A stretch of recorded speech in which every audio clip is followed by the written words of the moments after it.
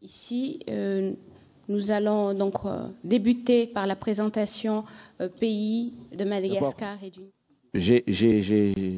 J'ai oublié de citer nommément aussi la France tout à l'heure. C'était une omission involontaire. Voilà.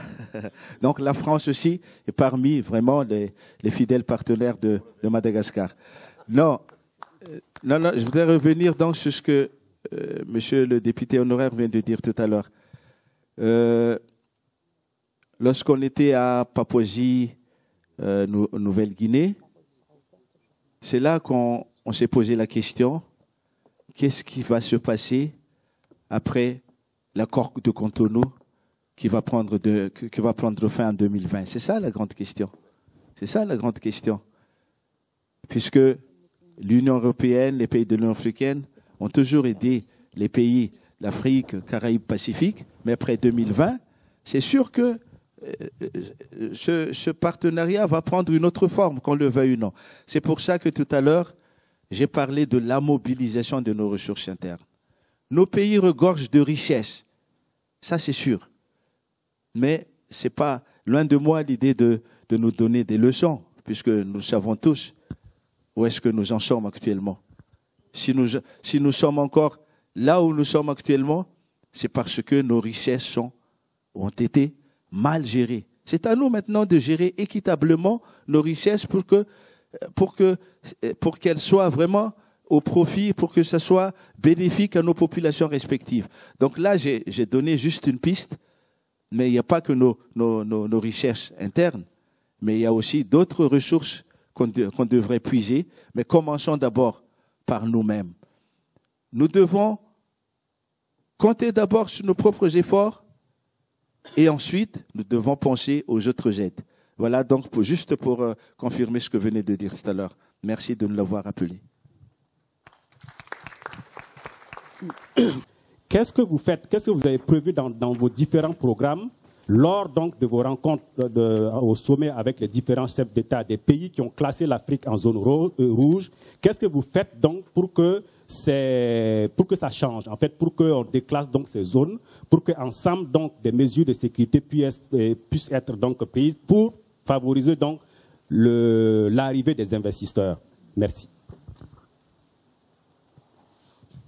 Bien, le Premier ministre avant de partir peut dire un mot. Le mieux peut-être serait d'enchaîner d'abord avec les questions et puis on va répondre toutes les questions ensemble après. Kofi Kwaku, avocat barreau de Marseille. Ma question s'adresse particulièrement à Monsieur le ministre du Commerce du Niger. Et ça peut aussi concerner le Premier ministre de Madagascar. Vous avez dit qu'au niveau du droit d'enregistrement, ça a été supprimé. Donc, il y a une facilitation à ce niveau-là. Est-ce qu'au niveau, du droit douanier, il y a aussi une suppression ou bien une modération? Parce que, à titre d'exemple, si je prends le cas de la Côte d'Ivoire, nous avons parfois 101% de taux. Merci. Bien. OK, très bien. Alors, Monsieur le Premier ministre.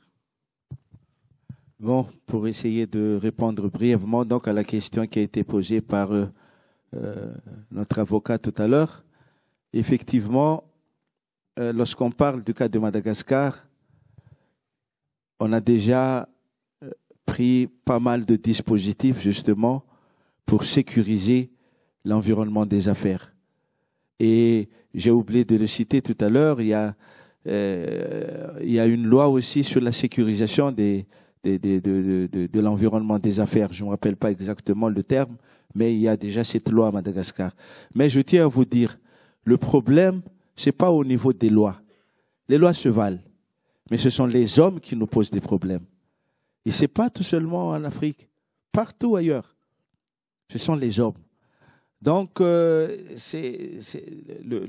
vous voyez, ça revient toujours, le problème de la dramatisation de ce qui se passe donc, en Afrique.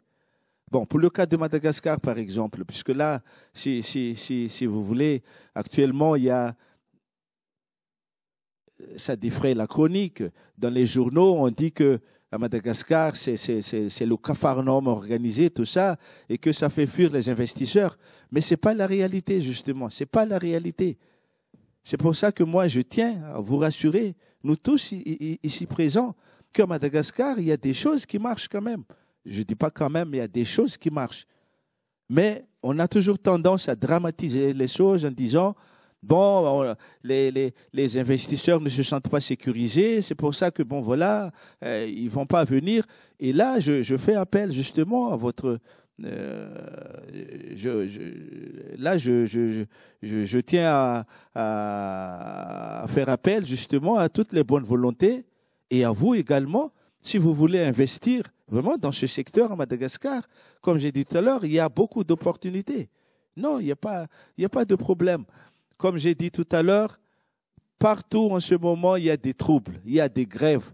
Et là, j'ai eu peur ce matin parce qu'on m'a fait savoir qu'on risque d'annuler donc le vol de ce soir avec ces grèves de je ne sais pas quoi déjà. Donc là, des fois, ce n'est pas pour nous encourager, quoi. C'est pour ça que moi, je dis, tenez bon. Nous, les Africains, tenez bon. Il y a des gens qui aiment dramatiser, mais c'est à nous de positiver justement ce qui se passe chez nous.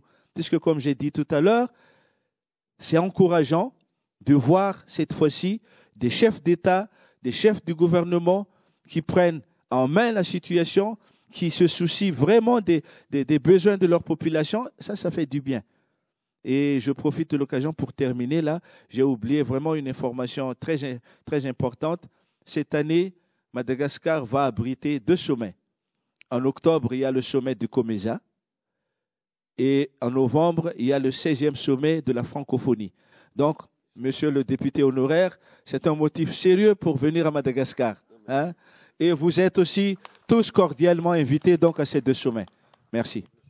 Je vous remercie et vous invite donc à venir encore un peu plus nombreux demain à 9 h pour les débats, puisque les journées économiques se poursuivent, qu'on puisse remplir cette salle et qu'on continue justement à partager sur l'expérience de la coopération sur les métiers des villes, puisque par la ville, on peut faire le développement local. Et c'est cette expérience-là, notamment de Marseille et des autres, peuvent être des expériences porteurs, parce que je crois fortement que le développement local de l'Afrique amènera effectivement le développement national de nos États. Je vous remercie et vous souhaite une excellente soirée dans cette ville phocéenne qui nous accueille. Merci beaucoup.